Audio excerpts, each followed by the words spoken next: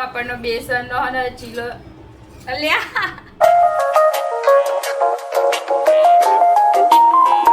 હે guys welcome to my YouTube channel. કેમ છો બધા? તો આજે હું એક હેલ્ધી નાસ્તો બી કહીશ અને ગમે ત્યારે તમને ભૂખ લાગે તો 15 થી 20 મિનિટમાં બની જાય એવું. 15 થી 20 મિનિટ બી નહીં લાગે, 10 મિનિટમાં બની જશે. તો ચલો આપણે ચાલુ કરીએ. તો હું શું બનાવું છું તમને ખબર છે? તો હું બનાવું છું બેસનના ઢોસા. તો કઈ રીતે બનાવે તો ચલો. તો તમારે જેટલી ક્વોન્ટિટી બનાવો એટલો બેસન લઈ લેજો. અત્યારે હું થોડોક જ બનાવું છું તો આટલી ક્વોન્ટિટી લઈ લીધી છે. અને આમાં તમારે જો ક્રિસ્પીનેસ લાવી હોય તો છે ને તમે સૂજી બી એડ કરી શકો છો. અને જો આપણે અત્યારે તો નથી કરતા તો અત્યારે આપણે પહેલાં આમાં મીઠું નાખીશું સ્વાદ અનુસાર, પછી ધાણા જીરું અને થોડીક હળદર નાખીશું. પછી આપણે આ બેટરને પતલું કરશું અને આમાં પાણી નાખીશું. પણ આમાં જોવાનું કે હા લંગ્સ તો ગાંઠો ના રહી જવી જોઈએ આમાં જરા બી, નહીં તો ઢોસા છે ને આપણા સારા નહીં બને. તો પહેલાં થોડું થોડું પાણી એડ કરવાનું કે જેથી આને ગાંઠો ના પડી જાય. એટલા માટે આપણું બેટર છે.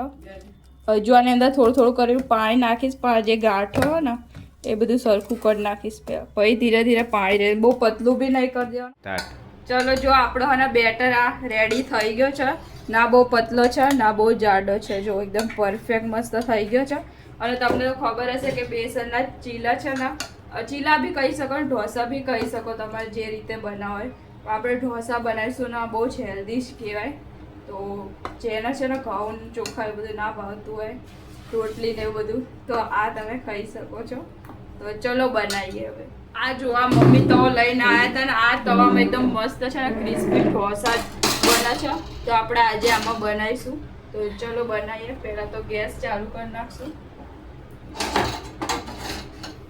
તવામાં બી તમારે ચીપકતો હોય ને, અમુક તવા એવા હોય કે એમાં ચીપકી જાય ઢોસા, તો છે ને એના પાણીથી એને છીટકવાનું, પછી ને ડુંગળી ઉપર અને તેલ લગાવીને અને ઘસવાનું, એટલે અને ચીપકશે નહીં ઢોસો અને મસ્ત ક્રિસ્પી બનશે. અને આ તો અમે કેટલી વાર બનાવેલો છે એટલે અમારે તો ચીપકતો નહીં. મસ્ત તો મમ્મી લઈને આવ્યા ને તમારે બી પહેલાં એવું થતું કે ચીપકતો હતો. તો પહેલાં તો તવાને એકદમ બરોબર ગરમ થવા દઈએ, પછી આપણે જોઈએ કઈ રીતે બનાવીએ. તો ચલો. બરે તું હસસ કેમ કરે? ઓછા હસો બોલે. ગરમ થઈ ગયો છે, એની પર થોડું પાણી નાખીશું અને તવાને બરોબર ફૂસી લેશું. પછી એની અંદર છે ને તેલ એડ કરીશું અને બધી બાજુ સ્પ્રેડ કરી દેવાનું તેલનો, એટલે છે ને ચીપકે નહીં. એવું હોય તો તમે એને ડુંગળી પર અને તેલ લગાવીને બી અને ચીપકાવી શકો, પણ અત્યારે આપણી જો એટલો ટાઈમ નહીં એટલે આપણે એ બધી મહેનત કરીશું નહીં. અને આ જો બટેકાનો માવો બી મેં રેડી કરીને રાખ્યો છે, વઘારીને રાખ્યો છે.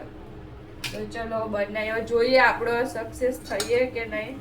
તો ચલો બનાવીએ.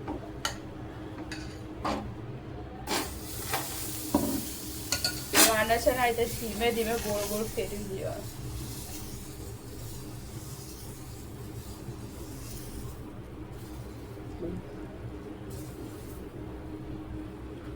અને ગેસને છે ને ધીમો જ રાખવાનો, કેમ કે ફાસ્ટ રાખશો ને તો બળી જશે એટલે. અને આ તો બહુ જલ્દી થઈ જાય છે એટલે. જો મસ્ત કેવો પરફેક્ટ બની ગયો છે ને. હવે આપણે જોઈશું ઉખડશે કે નહીં. ઉખડે તો આપણે સક્સેસ થઈ જઈશું. અને આ ચીલા બહુ જ હેલ્ધી હોય છે, તમે બી એકવાર ટ્રાય કરજો ને મને કહેજો કેવા લાગ્યા. 5 minutes later. આપણનો બેસનનો અને ચીલો અલ્યા બેસનનો ઢોસો છે ને રેડી થઈ ગયો ને એક બાજુ થઈ ગયો છે જો. અને આ છે ને ચોટ્યો બી નહીં.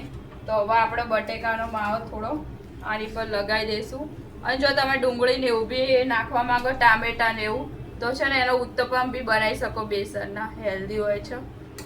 તો આ જો આપણો રેડી છે ને ક્રિસ્પી છે, મસ્ત થઈ ગયો છે રેડી. હવે આપણે ટ્રાય કરીશું કે કેવો છે ટેસ્ટમાં. તો ચલો હું તમને ટેસ્ટ કરીને બતાવું. બસ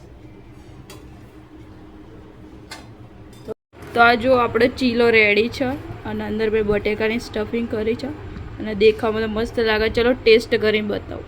બેસનના ઢોસા બનીને રેડી છે ને કેવા મસ્ત લાગે છે ને, થોડા ક્રિસ્પી બી છે. તમે જો વધારે ક્રિસ્પી કરવા હોય તો સૂજી બી તમે એડ કરી શકો. અને હું ટેસ્ટ કરીને બતાવીશ કે કેવા છે ટેસ્ટમાં.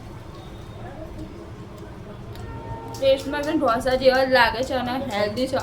જો તમે આમ જો પુદીનાની ચટણી, કેચઅપ કંઈ બી હોય તો ટ્રાય કરી શકો, એની જોડે વધારે સારું લાગશે. અને જો તમને મારો વિડીયો ગમ્યો હોય તો મારી ચેનલને સબસ્ક્રાઈબ કરજો. Thank you for watching. Bye guys. મળીએ પછી બીજા વ્લોગમાં.